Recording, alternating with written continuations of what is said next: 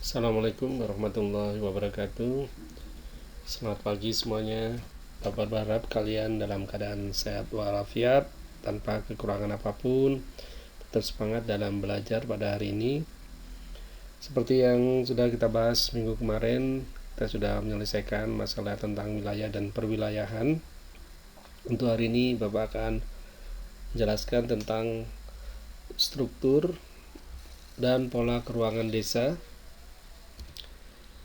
Ya. Sebelum memulai kegiatan, kita berdoa menurut agama dan keyakinannya masing-masing. Berdoa mulai.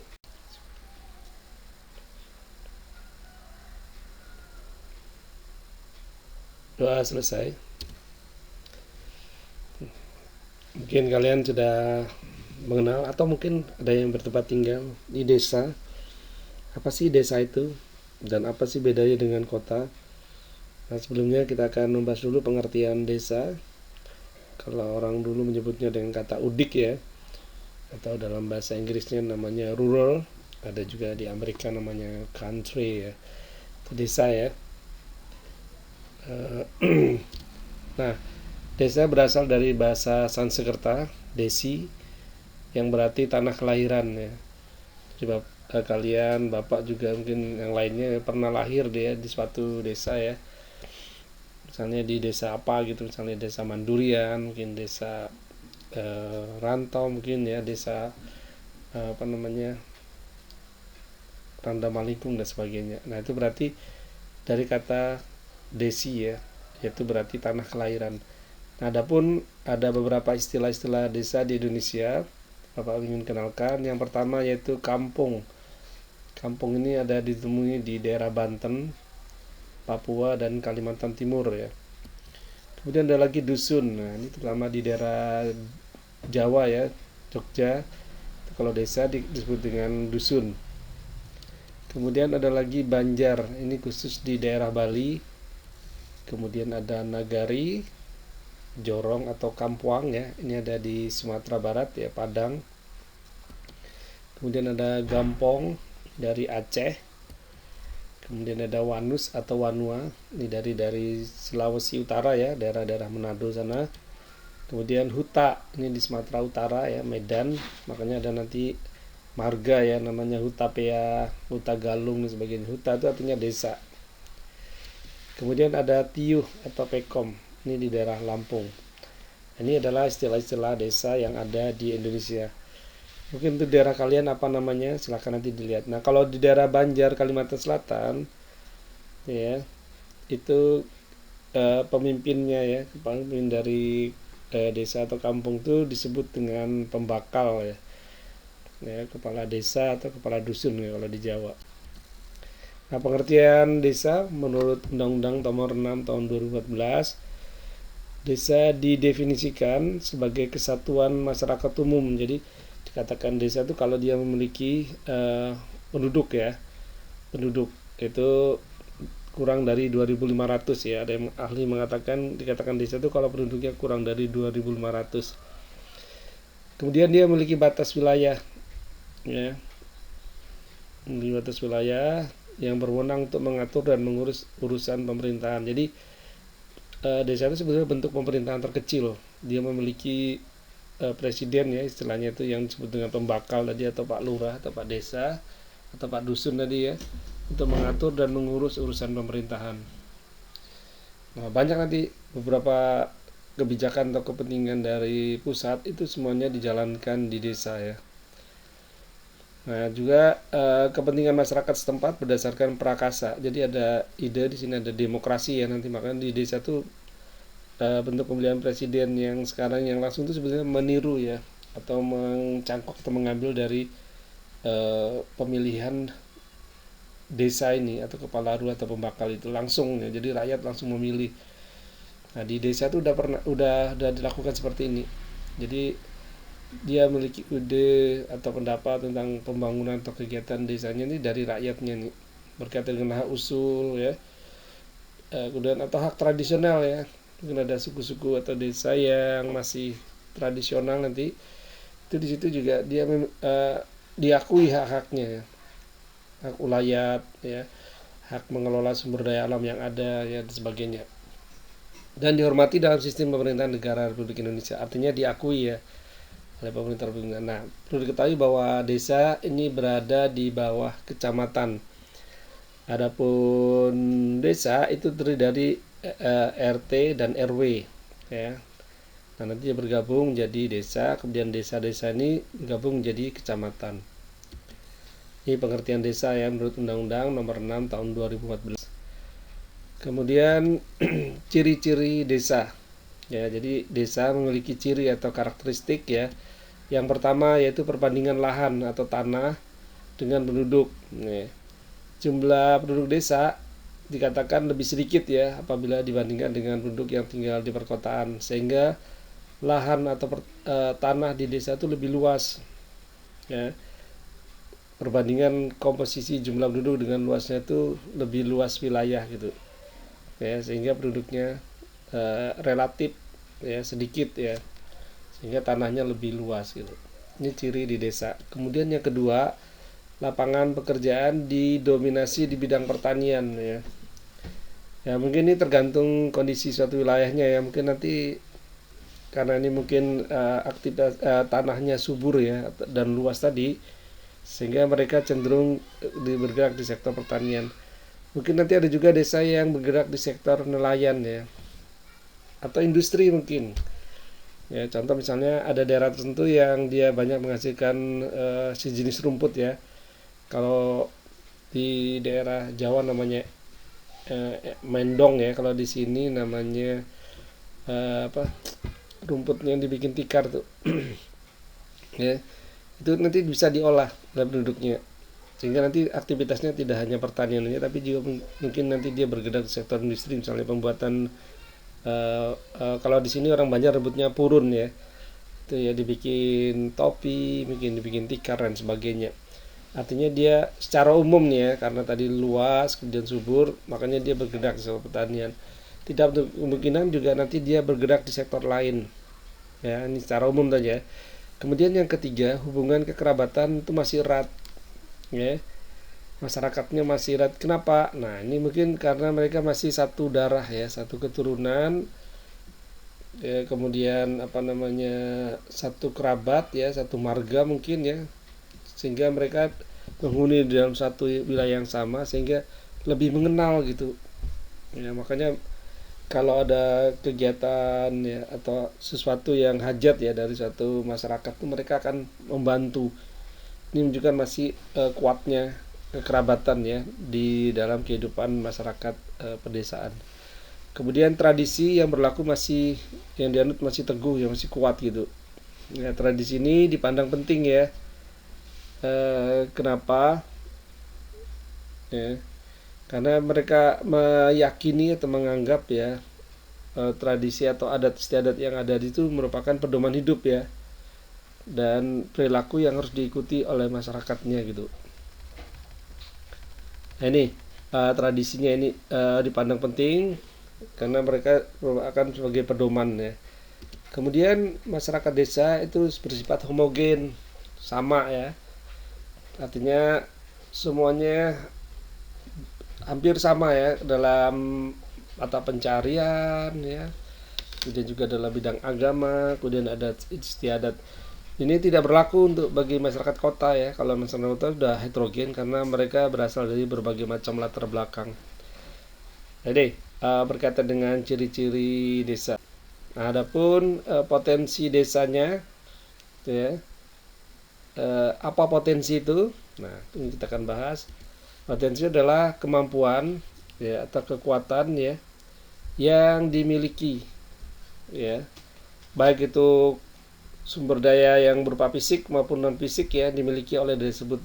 Ini baik yang masih tersimpan, artinya dalam belum dikelola ya, ataupun sudah ya. Nah ini disebut dengan potensi. Jadi ada kemampuan, kekuatan atau sumber daya ya dari alam maupun dari manusianya yang dimiliki oleh desa tersebut, yang sudah dikembangkan maupun masih berupa potensial masih belum disentuh gitu. Contoh misalnya ya, gambaran air terjun itu. Nah air terjun sendiri itu sebetulnya potensi ya, potensi desa. Nah, potensinya bisa dia belum dikelola artinya terjunnya. Nah, bisa digunakan sebagai tempat wisata. Nah, nanti sudah di apa namanya diwujudkan ya potensinya. Nah, kalau masih belum itu namanya potensinya tersembunyi tadi. Nah, mungkin bisa digunakan untuk pembangkit listrik ya dan sebagainya, itu potensinya. Nah, di sini potensinya ada 4 ya. Yang pertama potensi sumber daya alam. Jadi potensinya ini berasal dari alam ya. Apa yang ada dari alam, kemudian potensi sumber daya manusia. Berarti ini sumber daya manusianya nanti kita bahas mungkin dari jenis kelaminnya ya, kemudian komposisi penduduk dan sebagainya nanti ada.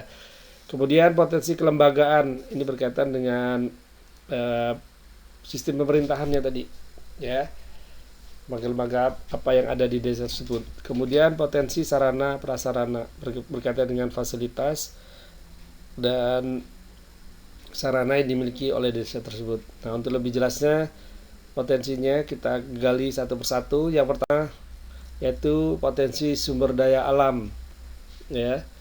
Sumber daya alam di sini ini adalah berasal dari alam ya Bapak anak-anak ya. Jadi di sini ada lokasi. Nah, lokasi di sini ini menjadi indikator ya bagi perkembangan desa tersebut, ya, petunjuk bagi desa tersebutnya. Karena kalau lokasinya strategis ya, ini akan lebih cepat berkembang ya, dan lebih maju dibandingkan desa yang terletak di daerah terpencil atau terisolasi. Nah, di sini untuk membuka keterisolasian tadi, tertutupnya daerah tersebut, yaitu berupa jalan dan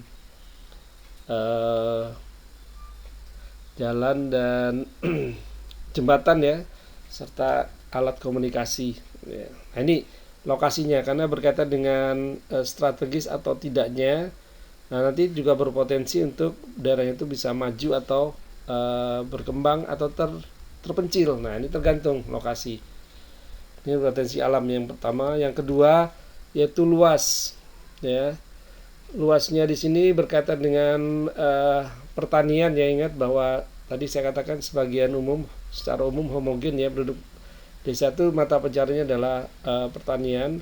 Makanya dia perlu sekali tentang luasnya ini ya, kaitan dengan pertanian. Kemudian juga untuk pemukiman dan penggunaan lahan lainnya. Ya, mungkin digunakan untuk pengembalaan ternak ya.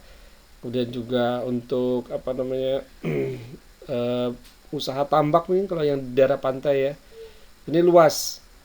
Nah, kemudian selanjutnya adalah kondisi tanah ya, atau keadaan tanah.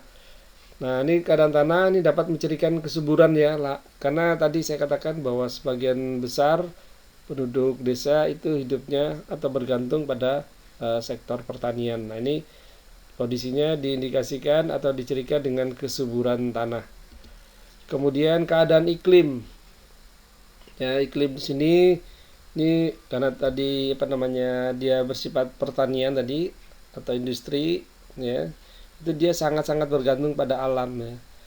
Ya, mungkin kalau kalian pernah melihat pertanian tada hujan ya istilahnya, dia bertani atau berusaha menanam padi itu mengandalkan pada saat-saat musim hujan. Nah, pada saat musim kemarau dia bergantung kepada pertanian biji-bijian ya, palawija misalnya.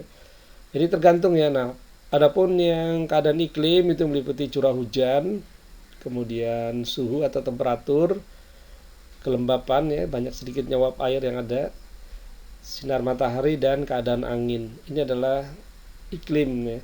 Nanti juga ada daerah tertentu ya yang sangat mengandalkan iklimnya dalam bidang pertanian. Contohnya di daerah-daerah Batu ya, di daerah Batu atau di Bandung misalnya. Kalau di Batu sendiri itu tanaman apel ya, sayuran ya, buah-buahan ini bergantung pada iklimnya yang sejuk misalnya dengan ketinggian tertentu di atas dari 1500 ya meter, itu daerahnya sejuk ya. Nah, ini tanamannya tentunya sangat-sangat memerlukan ini untuk apa tumbuh kembangnya tanaman sayur-sayuran seperti apel, stroberi ya, kol, kemudian wortel, kentang dan sebagainya. Ini keadaan iklim. Oke, kemudian selanjutnya ketersediaan sumber daya nabati ya. Nabati ini adalah sumber makanan yang berasal dari tumbuhan Kemudian ada lagi jenis hewan dan produksinya. Ya, ini ketersediaannya nih. Ini juga sebagai sumber daya alam ini. Karena bagaimanapun juga sebagai bahan pokok ya atau bahan makanan ya, bahwa desa juga sebagai penyedia atau apa sebenarnya produksi hasil pertanian ya. Ini harus tersedia terus ini sumber daya nabati dari tumbuh-tumbuhan, hewan maupun produksinya. Kemudian bentang alam ya, bentang alam ini merupakan faktor alam yang penting ya sebagai sumber daya alam di sini. Karena apa? Karena punya hubungan erat dengan persebaran penduduk ya, persebaran penduduk dan memberi ciri pada bentuk ruang gerak manusia. Jadi gini maksudnya, daerah-daerah yang bentang alamnya lebih datar ya, lebih datar itu lebih banyak ya populasi atau hunian manusianya dibandingkan dengan daerah-daerah yang terjal atau berbukit-bukit ya. Kalau daerah yang miring atau berbukit-bukit atau yang kasar ya, itu cenderung jarang dihuni oleh manusia. Nah, karena faktor kemudahan dalam akses transportasi. Ini sebagai gambaran atau ilustrasi bentang alam. Kemudian yang ke selanjutnya ya, sumber daya manusia. Ya, sumber daya manusia atau bahasa Inggrisnya human resources ya, merupakan potensi bagi desa itu sendiri ya. Artinya apa? Jika semakin banyak jumlah penduduk desa ya, terutama usia produktif ya, usia-usia yang mampu bekerja artinya, maka akan semakin besar pula potensinya untuk berkembang. Jadi nanti Rana, untuk potensi ini ya, mampu tidaknya sumber daya manusia yang mengelola nanti akan berpengaruh ya. Nanti kita akan membahas pada video selanjutnya berkaitan dengan klasifikasi desa. Nanti ada desa yang tradisional, desa swadaya, swakarya maupun desa swasembada. Artinya maju tidaknya suatu desa ini selain tadi potensi sumber daya alam juga bergantung pada sumber daya manusianya di sini. Mampu tidaknya itu tergantung dari sumber daya manusianya ini. Ya. Nah, kemudian kegiatan duduk yang ditekuni setiap hari akan memberikan sumbangan bagi pendapatan desa. Ya, apabila suatu desa memiliki potensi yang cukup baik ya, berkaitan sumber daya manusianya, contohnya tingkat pendidikan ya, jumlah penduduknya tinggi, desa cepat berkembang.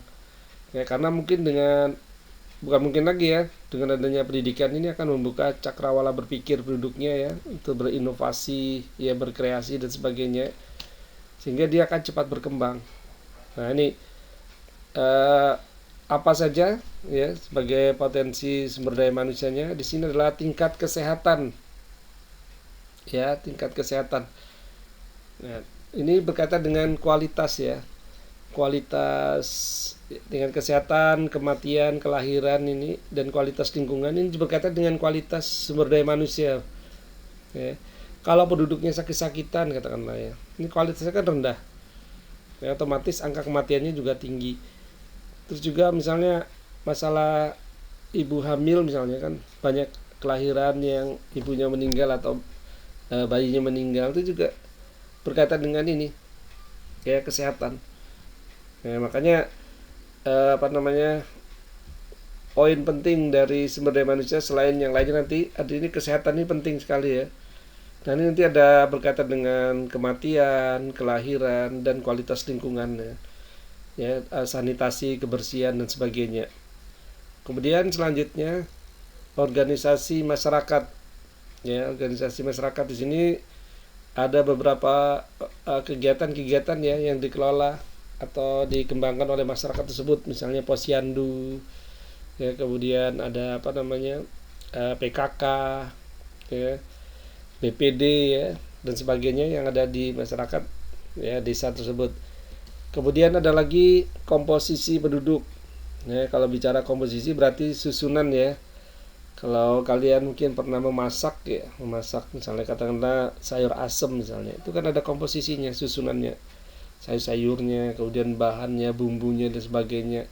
Itu namanya komposisi. Nah, di sini kalau berkaitan dengan sumber daya manusia, komposisi misalnya dari kelompok umur ya, katakanlah 0 sampai 14 tahun, itu dikatakan komposisinya umurnya belum produktif ya, belum bisa bekerja. dia lebih cenderung ke sekolah dulu, mengejar pendidikan. Kemudian nanti dikatakan produktif itu 15 sampai 64 tahun. Usia yang bekerja ya, mampu bekerja itu. Nanti komposisi menurut umur. Kemudian lebih dari 65 tahun itu dikatakan tidak produktif lagi. Itu juga bisa dilihat dari komposisi jenis kelamin. Ya, jenis kelamin laki-laki dan perempuan. Nah, ini juga berkaitan dengan pengembangan desanya ya. Nanti ada desa-desa yang populasi jenis kelaminnya banyak perempuan ya, karena laki-lakinya banyak yang istilahnya itu merantau ya, atau pergi ke luar daerah mencari penghidupannya bilang, sehingga banyak dihuni oleh perempuan misalnya. Nah, ada juga nanti yang kebalikannya ya dan sebagainya. Ini jenis kelamin ya. Kemudian rasio ketergantungan ini adalah angka perbandingan antara usia produktif ya, usia tidak produktif, dan yang belum tadi berbanding dengan jumlah produktif ya. Nanti akan ketahuan ya, semakin besar rasio ketergantungannya maka semakin miskin indikatornya. Ya, ini kemudian juga sebaliknya, kalau sebagai gambaran aja ya, katakanlah dalam satu keluarga rasio ketergantungan itu gambarnya seperti ini. Jadi kalau satu keluarga katakanlah dihuni ayah ibu dengan anak 10 misalnya. Coba bandingkan dengan ayah ibu dengan anak 1. Ya. Itu anak yang banyak, ibaratkan kue yang besar dibagi 10 sama kue dibagi 3, itu lebih besar mana kuenya? Yang keluarga sedikit. Nah, seperti itu gambarannya. Artinya semakin banyak keluarganya, semakin besar ketergantungannya, semakin miskin dia, karena kuenya semakin kecil gitu. Sedangkan yang tadi ayah ibu sama satu anak aja misalnya dibagi 3 kan lebih banyak, lebih kenyang, lebih kaya gitu. Ini gambaran aja, ilustrasi ya, ketergantungan. Jadi semakin besar yang di tergantungan, maka semakin besar juga dia menanggung ya. Nah, maka semakin miskin gitu. Nah, kemudian juga yang selanjutnya berkaitan dengan sumber daya manusia, yaitu pendidikan. Ya, pendidikan di sini berkaitan dengan tingkatannya ya, mungkin dari tidak sekolah, tidak tamat SD dan sebagainya, sampai dia mungkin ada yang sarjana dan sebagainya. Kemudian juga berkaitan dengan jumlah siswa, usia sekolah, ya, kemudian juga jumlah guru, fasilitas dan sebagainya. Ini pendidikan ya, karena ini sumber daya manusia tadi. Ujung tombak untuk perubahan, untuk kemajuan satu wilayah desa ini tergantung dari pendidikannya ini. Makanya untuk pembangunan infrastruktur di pedesaan ini penting sekali ya, terutama pendidikan dan kesehatan. Kemudian selanjutnya adalah swadaya masyarakat dan gotong royong. Artinya kemampuan penduduknya untuk berkreasi ya, mengembangkan swadaya yang ada, kemampuan yang ada di masyarakatnya. Ini perlu dikembangkan ya, apalagi dengan adanya gotong royong ya. Ini sebetulnya motor penggerak ini untuk pembangunan satu daerah atau desa tersebut. Kemudian adat istiadat dan kebiasaan. Ya, ini adalah potensi yang ada ya, walaupun tidak kelihatan ya, adat istiadat ini cuma ada gitu, dianut, diyakini, dan bahkan tadi saya katakan masih kuat dipegang teguh oleh masyarakat desa. Sehingga juga ini sebagai penggerak juga ya, adat istiadat misalnya. Sebetulnya banyak ya adat istiadat ini yang sifatnya itu kearifan lokal yang tetap menjaga kelestarian desa tersebut. Contoh misalnya di suatu desa misalnya, di situ ada embung ya, atau sejenis mata air gitu ya, atau waduk kecil gitu, kemudian ada sumber airnya, kemudian di situ ada pohon besar. Nah, itu diangkerkan ya misalnya ya, nilai-nilai yang ada di situ, adatnya misalnya diangkerkan, orang nggak boleh mengambil ikan yang ada di situ, nggak boleh menebang pohonnya. Itu sebetulnya kearifan lokal ya. Nah, ini kan adat istiadat, sehingga orangnya tetap lestari ya, sumber airnya misalnya, karena orang nggak berani mengambil. Nah, itu juga sebagai potensi sumber daya manusia. Selanjutnya yang ketiga yaitu potensi kelembagaan ya, kelembagaan. Agar sebuah desa ini semakin kuat ya, maka setiap desa harus memiliki lembaga ya, atau wadah ya, yang menangani kegiatan di masyarakat tersebut. Nah, data sumber daya kelembagaan yang diperlukan untuk menganalisis potensi desa itu meliputi apa saja. Kita lihat di sini adalah lembaga pemerintahan desa dan kelurahan. Ya, di situ ada lurah, ya, kemudian juga ada sekretarisnya, ya, kemudian juga ada bagian pengaturan air, ya, kemudian pengaturan adat istiadat dan sebagainya. Udah ada lagi lembaga kemasyarakatan. Ya, kemasyarakatan ini misalnya dia menangani di bawahnya, misalnya di desa kan tadi saya sebutkan ada namanya RW, ya. Nah, di bawahnya lagi ada RT yang paling kecil. Kemudian di bawah lagi adalah rumah tangga. Nah, ini lembaganya ada nanti, lembaga yang menangani ini, atau mungkin di daerah-daerah seperti pedalaman, ya, yang belum ada lembaga pemerintahan secara resmi, itu biasanya adat, ya, kepala suku dan sebagainya, ya, demang-demangnya atau perwakilannya itu ada di sini. Kemudian lembaga sosial kemasyarakatan, ya, di desa ada lembaga-lembaga sosial, ya, yang bersifat sukarela, ya. Biasanya di sini ada PNPM, kemudian ada PKK, kemudian ada posyandu, ya. Ini bergerak, ya. Udah ada lagi organisasi profesi, ya, profesi misalnya dalam satu wadah dia petani, ya, ikut dalam organisasi profesi pertanian. Kemudian juga organisasi guru mungkin, ya, kalau ada yang guru di situ. Kemudian juga ada petani nelayan mungkin organisasinya, ya, misalnya nelayan supaya harga jual ikan misalnya bisa nggak terlalu jatuh misalnya, atau petani misalnya dia ikut konsorsium atau koperasi misalnya. Nah, ini profesi, ya, organisasi profesi. Kemudian ada lagi partai politik. Nah, ini partai politik tentunya, ya, politik yang ada itu, ya, banyak sekali. Kemudian lembaga perekonomian tadi, koperasi, ya, simpan pinjam. Kemudian juga ada pusat perlelangan ikan misalnya, ya. Kemudian juga ada pasar induk kecil-kecilan, ya, menangani hasil pertanian misalnya yang mau dikirim ke daerah lain. Nah, ini lembaganya. Kemudian lembaga pendidikan, ya, pesantren, kemudian juga sekolah formal, ya, SD mungkin, TK, ya, mungkin PAUD, ya. Kemudian lembaga adat. Ya, ini biasanya masih daerah-daerah desa yang masih masih terpencil, ya, lembaga adatnya ini biasanya yang mengambil keputusan dirapatkan misalnya, ya, membahas tentang desanya tersebut, ya, mengambil keputusan dari kepala adat mungkin, atau diambil keputusan secara bersama, ya, dia akan membahas dan sebagainya. Dan juga ada lagi lembaga keamanan dan ketertiban, ya, Hansip, ya, Lemhans, lembaga ketahanan masyarakat, ya, yang disebut dengan Hansip itu, atau ada sebagainya. Ini keamanan dan ketertiban. Ini potensi kelembagaan, ya, jadi semua yang ada berkaitan dengan penggerak dari desa tersebut. Dan potensi sarana prasarana, ya, sarana prasarananya adalah berkaitan dengan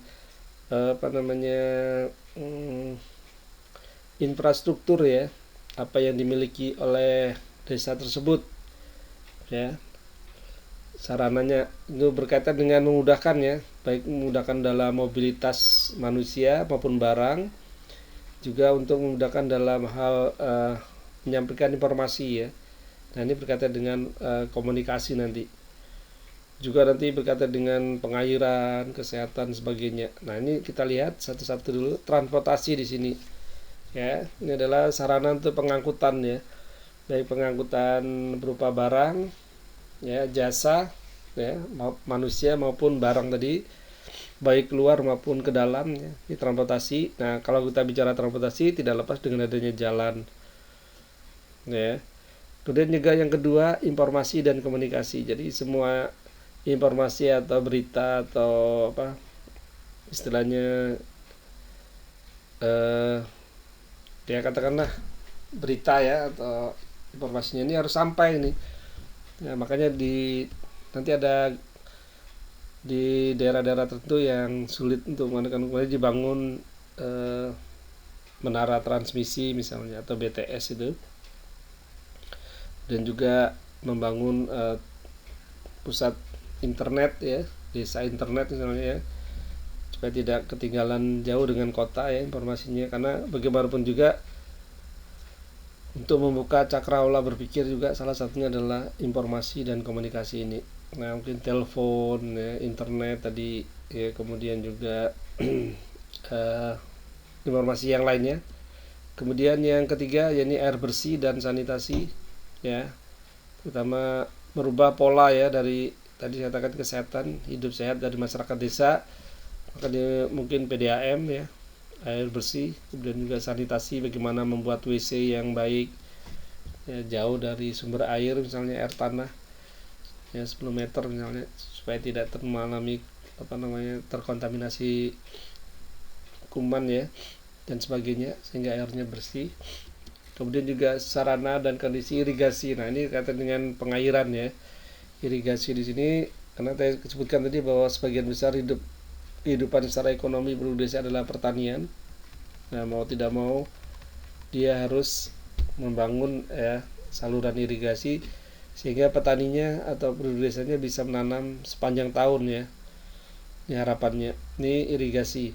Kemudian prasarana-sarana pemerintahan ya, pusat pemerintahan dibangun ya, pondok mungkin ruang untuk rapat ya, baliho dan sebagainya.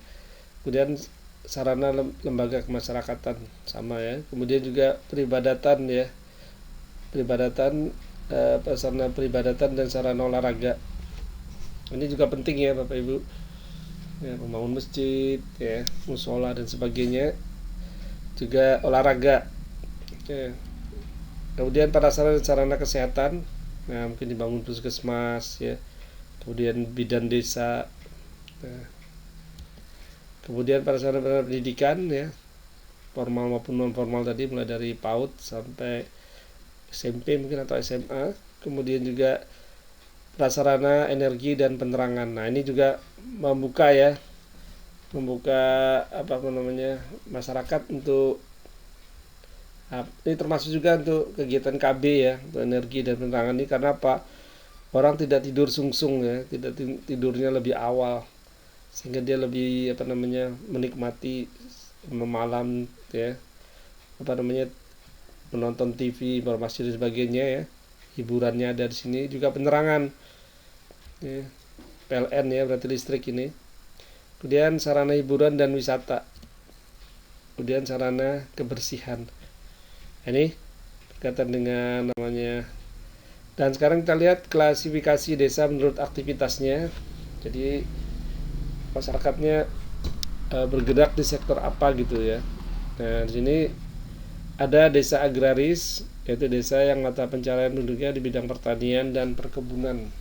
Ya ini tadi makanya dia mengandalkan sarana irigasi tadi, mengandalkan kesuburan tanah, mengandalkan luas wilayah ya untuk pertaniannya. Kemudian juga sebagian besar penduduknya ini mata pencaharian adalah agraris, jadi bertani semua. Dalam arti luas ya, bukan hanya tanaman padi aja gitu. Ya. Kemudian juga industri. Nah ini desa yang mata pencaharian utamanya di sektor industri kecil ya. Skalanya adalah rumah tangga atau home industry. Jadi kemampuan ya, karena mungkin melihat potensi yang ada. Contoh misalnya daerahnya berupa perairan misalnya, kemudian melimpah ikan. Nah nanti timbul ide ya untuk masyarakatnya, dia mengelola ikan tersebut misalnya supaya lebih awet, yaitu dengan cara diawetkan, dengan cara diasinkan. Nah itu timbul industri rumah tangga yang berkaitan dengan industri pengolahan ikan asin misalnya. Atau mungkin daerahnya penghasil udang misalnya, nah maka dia bikin namanya terasi, dibikin petis, itu industri. Atau mungkin di desanya ada banyak dijumpai tanaman purun ya, atau endong ya, terus jenis rumput gitu, sehingga karena melimpah dia berkreasi sehingga menciptakan hasil produk yang disebut dengan tikar ya, topi, tas dan sebagainya yang berasal dari bahan bakunya yang ada di desa tersebut. Ini namanya industri. Jadi pengertian industri itu sebetulnya kegiatan ekonomi ya, yang mengelola atau merubah bahan mentah, bahan baku bahan setengah jadi menjadi barang jadi, itu namanya industri. Ya, sederhana aja. Ya, misalnya contoh ada pohon pisang, misalnya banyak pohon pisang, subur banget tanaman pisang. Nah, diciptakan namanya pisang selai misalnya, atau rimpi ya. Itu kan industri sebetulnya. Contoh lagi misalnya di situ banyak pohon kelapa, sumber daya alamnya. Nah, nanti timbul nanti industri dodol, industri yang berkaitan dengan kelapa, ya, dan sebagainya. Nah ini, atau nanas misalnya. Nah ini kan tergantung sumber daya alamnya dari situ. Dia mengelola, dirubah menjadi bahan industri. Ya. Tapi skalanya masih kecil ya, skala rumah tangga atau home industry. Kemudian ada lagi yang ketiga, desa nelayan. Ya, desanya ini mata pencaharian utamanya adalah di sektor perikanan dan pertambakan ya.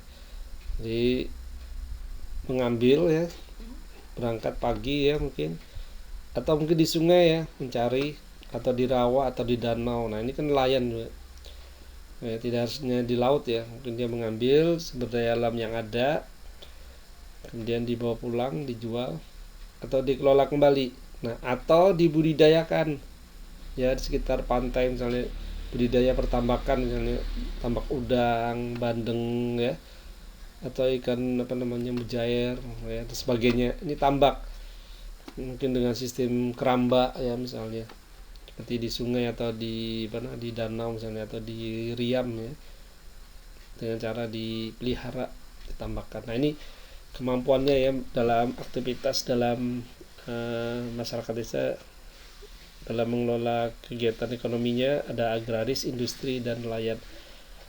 Mungkin dari saya cukup sekian. Mohon maaf jika ada salah khilaf. Saya mohon maaf yang sebesar-besarnya. Semoga ilmu ini bermanfaat. Akhir kalam, assalamualaikum warahmatullahi wabarakatuh.